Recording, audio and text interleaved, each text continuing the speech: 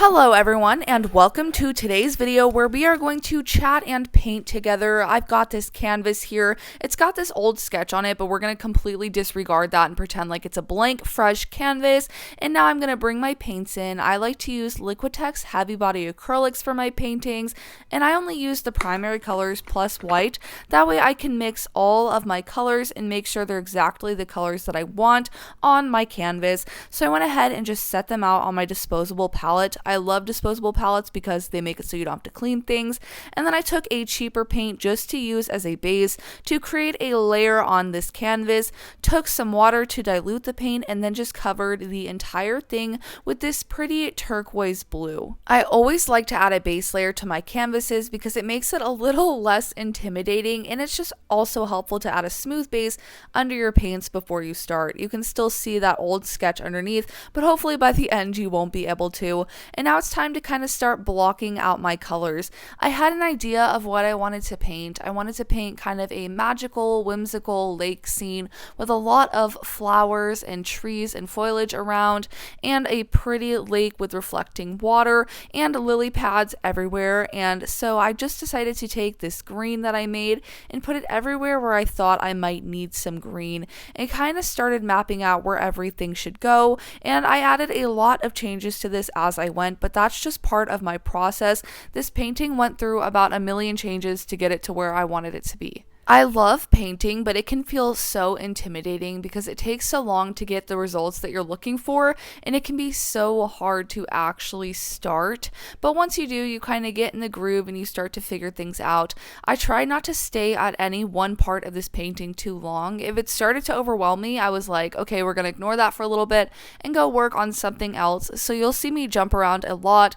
I'll work on the water, work on the lily pads, work on the top part with all of the foliage and the trees, and I'll just kind of jump around when anything starts to get too intimidating because I wanted to keep this super fun.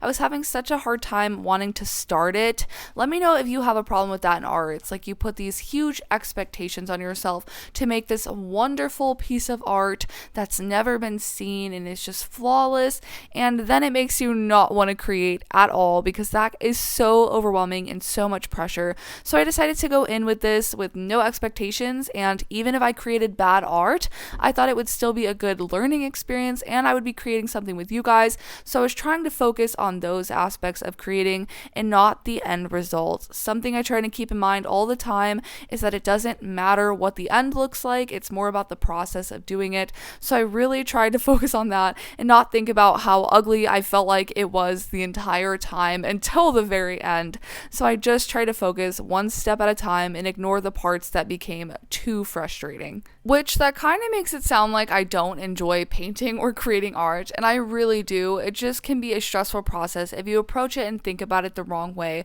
So that's something I was really trying to be intentional with in this project, just making sure that I kept it fun the entire time.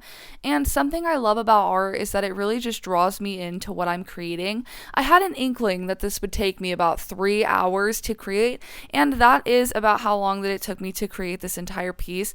And when I'm creating, the thing that I really like about it is that I'm really only focused on that world. I don't really have the ability to multitask in the way of thinking about other things while I'm creating. So when I'm painting, I am just thinking about what I'm painting. I feel like it's my equivalent of reading a fantasy book where I can just kind of zone out of this world and kind of enter into a different one and just think about what's right in front of me for a little bit. So this is kind of my way to unwind and relax and think about other things. But let me know in the comments if art helps you think more about life or helps you just take a break from life so then you can think more clearly about it later.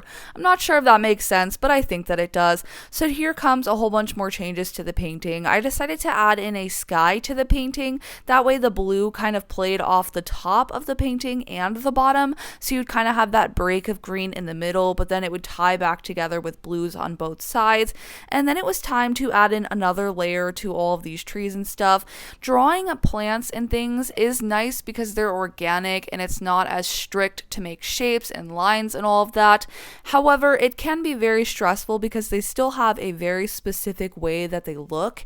And for now, I was trying to keep my art style very, very loose.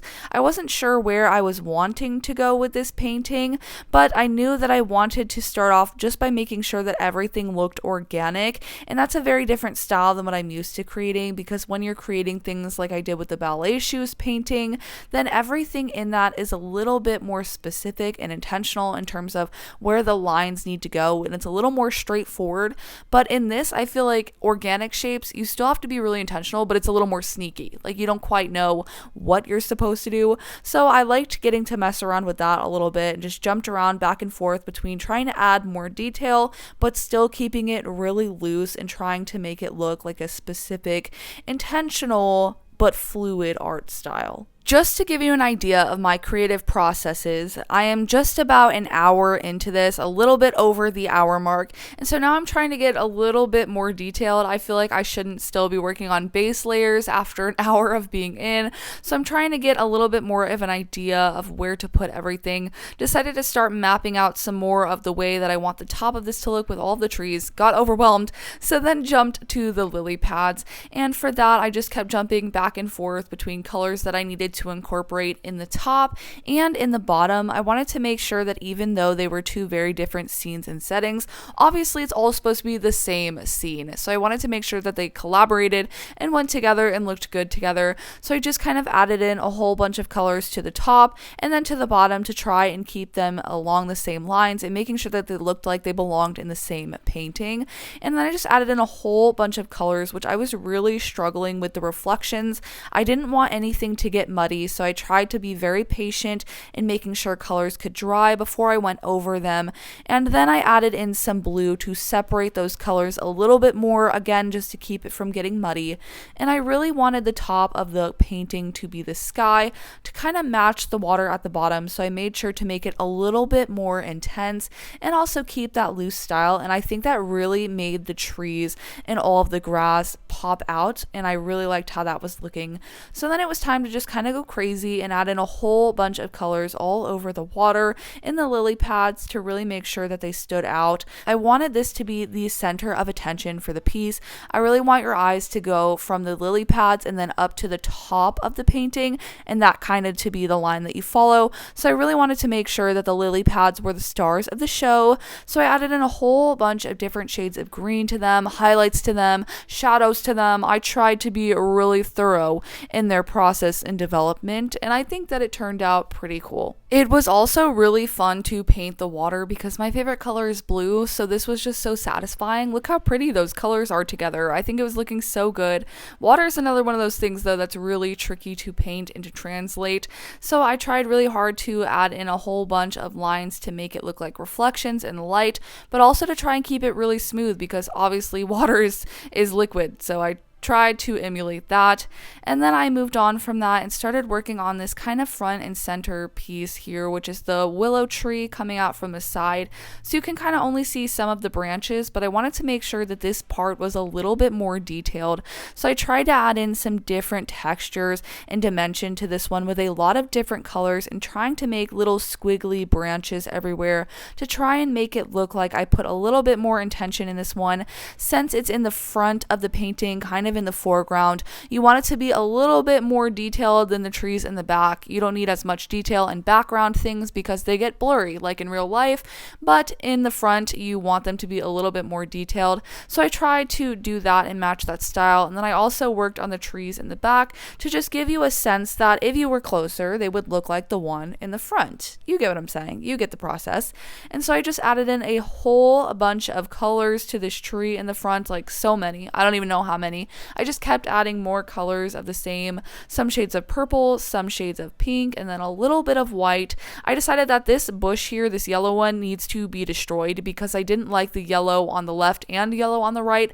Felt like it was a little too matchy and inorganic. We want this to be a wild lake, a blooming lake, something that just came into existence here. We don't want it to look like I created it while I was painting it. So I decided to kind of make that go away. And then I added in some flowers to the lily pads to make it look really pretty and incorporate some more colors from the top to the bottom.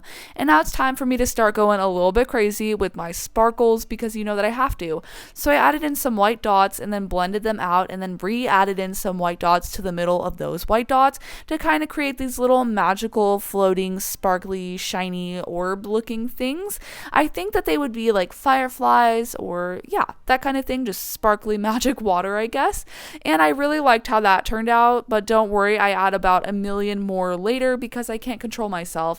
And then I went back in to add more detail to the lily pads to also make them look a little bit magical. I was really trying to start finalizing this piece because at this point we're over 2 hours in, we're almost at the 3-hour mark, so I was really trying to make sure that everything started to look like how I wanted it to, and I went in with my little tiny paintbrush to start adding in an insane amount of detail and took some lighter colors to add highlights and texture to everything, especially this part here. I think made the biggest difference, adding in some lighter greens to all of the trees and all of the grass in the field here, and I felt like that made a really big difference. I also added in some wildflowers and highlights to everything just to kind of add a little bit more detail and to make everything look hopefully a tiny bit more realistic.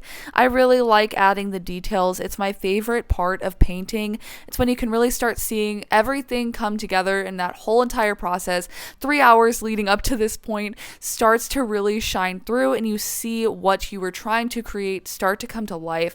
So this is my favorite part, and it takes a long time to get there, so I have to be really patient in the process leading up to this, and just know that there's hope around the corner that I can start adding in all of my sparkles and highlights and details very soon. So I added in some flowers, and then it was time to add in some other stars. I added in some stars to the sky here, and then I felt like the sky might be a little too bright to have stars, so I'm going to go in and fix that later just to kind of make it look like maybe the sun is setting a little bit. But first, I'm just adding my highlights everywhere else all over the painting because it's my favorite part.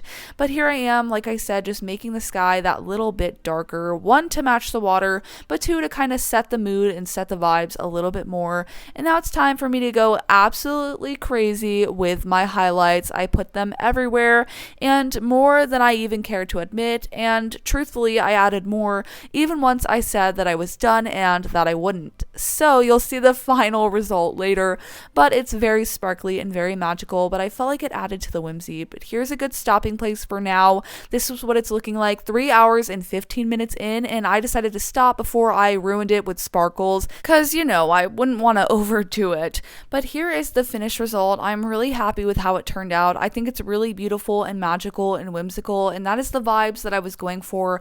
I wanted it to kind of create a sense of peace, and it's kind of what I imagined in my head. It's loose, but it has my art style with some more rigid details, and it looks really pretty with all the sparkles, and I love how it turned out, especially with the lily pads being front and center with the blue water. Thanks for painting with me and chatting with me and hearing about all of my thoughts. Let me know if you would like an art print of these available for sale on my website because I'd love to do that.